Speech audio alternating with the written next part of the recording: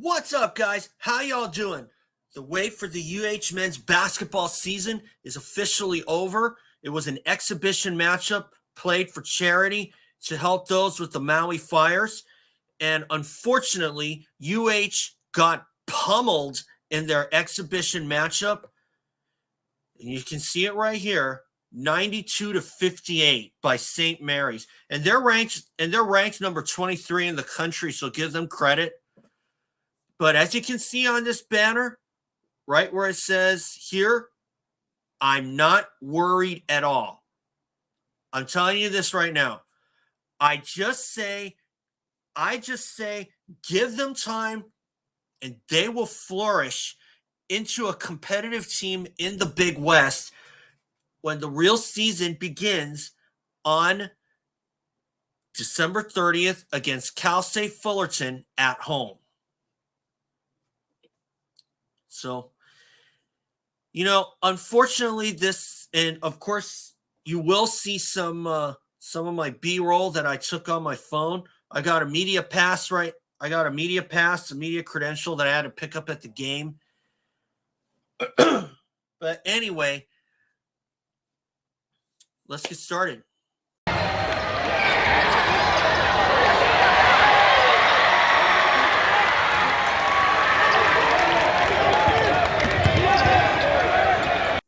Okay, unfortunately, this game did not start out. It started out okay, but right after about 101 seconds, it was all St. Mary's.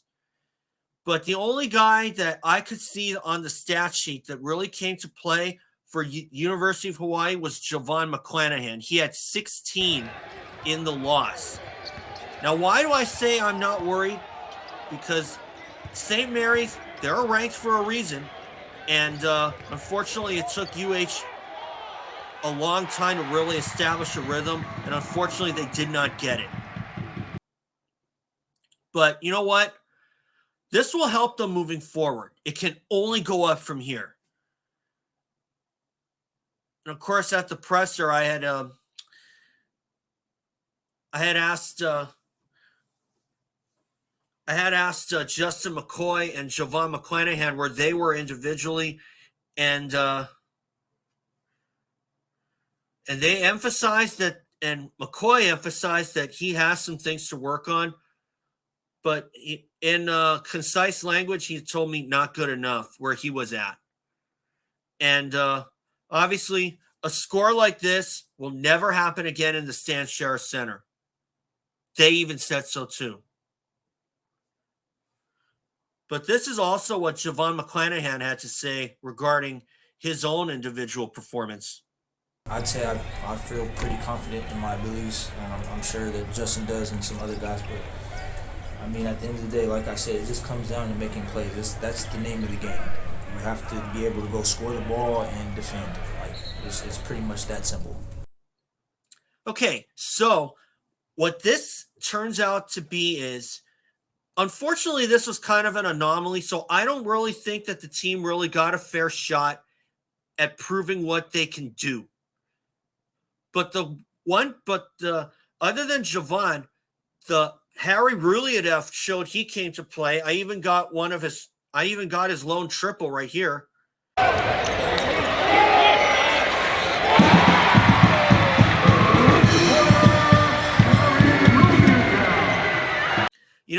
Obviously, Harry showed that he is going to be a force to be reckoned with, a good person to come off the bench. And a guy that I thought really showed me something tonight was Ryan Rapp. Because we did not see much of Ryan Rapp last season because he got injured early on and was out for the rest of the season. Rapp had 5 in the loss. And another guy that I thought really showed me something was Morsek. He even got a slam dunk right here.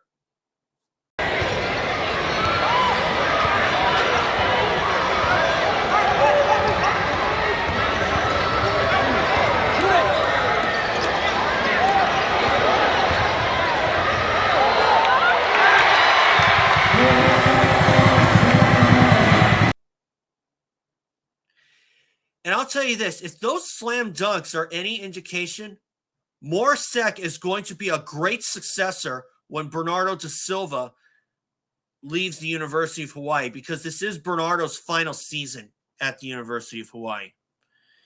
But a guy that I thought really showed me something as well, Tom Beattie, the newcomer.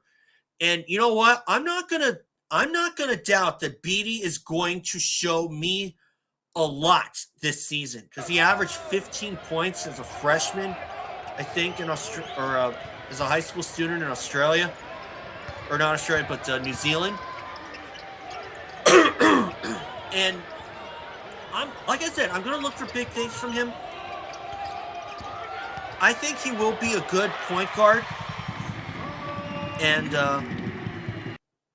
or at least whichever position that he plays. But I think he'll be good for the point guard rotation.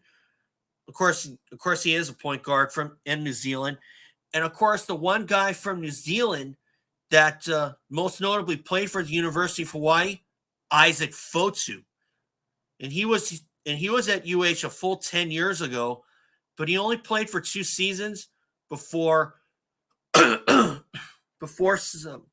sanctions from the NCAA ruled him ineligible, and as a result, Fotu ended up leaving the University of Hawaii, and now he's playing pro in Europe. Excuse me. And Fotu left a lasting legacy, even though he only played here for 2 seasons. So if the past has told me anything, UH should have a good pickup with Tom Beattie. So I have a feeling he's going to flourish. I know Morsek is really coming to play, and the front court certainly came to play as well. You know, Bernardo da Silva, he had 6. Harry Rouhliadeff had 9, including 1 triple. And Morsek, he came through with 5 key points, including that flush that you saw earlier. But the one thing that really stood out to me in the fact with respect to the game, they actually played a third period for the bench players. And that ended up in a 17-all tie.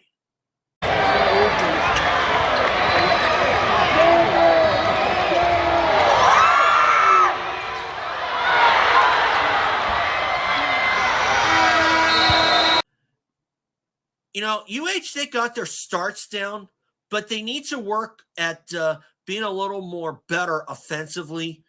And they also got to work at maybe being a little bit more aggressive to the basket. I'd also like to see them not hesitate so much. I would really like to see them show a little more commitment. Maybe turn it up a notch in terms of shooting threes, because UH only made 3 triples in that game, and they were all in the first half out of 14 attempts. So obviously I like to see them shoot from the outside a little bit more. Obviously not to a point where you fall in love with the 3, but you know, I'd like to see them take their time, maybe shoot it a little bit more.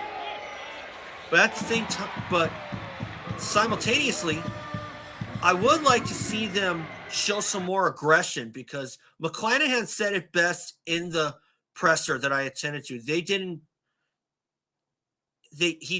not pressure them at all one bit. And when they do that, their chances of winning, UH's chances of winning, are very low. So what kind of grade would I give them? Well, you can't say they didn't try. So that's why I'm kind of giving them that's kind of why I'm giving them a kind of a C-. I mean, UH, they didn't quit. They tried. But obviously, do I think they came in unprepared? Slightly. But I also think that, you know what, they got to learn each other, and things will only get better from here. And I know that head coach Aron Ganat has been preaching, stay together, best is yet to come. I believe him. the best is yet to come for this team, and I don't think they showed us what they truly are. So, obviously we're just gonna put this behind us.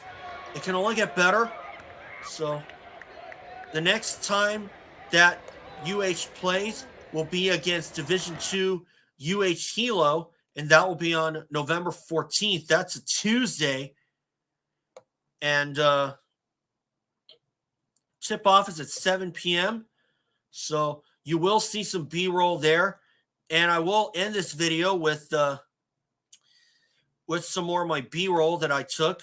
I also want to send my best to the residents of Lahaina or Maui, Lahaina, Maui, because obviously because of the fires that devastated the whole